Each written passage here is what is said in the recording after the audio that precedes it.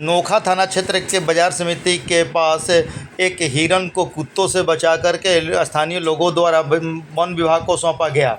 घटना को लेकर के बताया जा रहा है कि सोमवार की सुबह में एक हिरण को देखा गया, जिससे कि कुत्ते उसे परेशान कर रहे थे। कुत्ते लगातार उसे काटने के लिए दौड़ रहे थे। हिरण जिधर तिधर भाग रहा था, जिसको लेकर के ग्रामीणों ने उसे बचाया और उसे बचा करके इसकी सूचना 112 नंबर पुलिस को दी गई।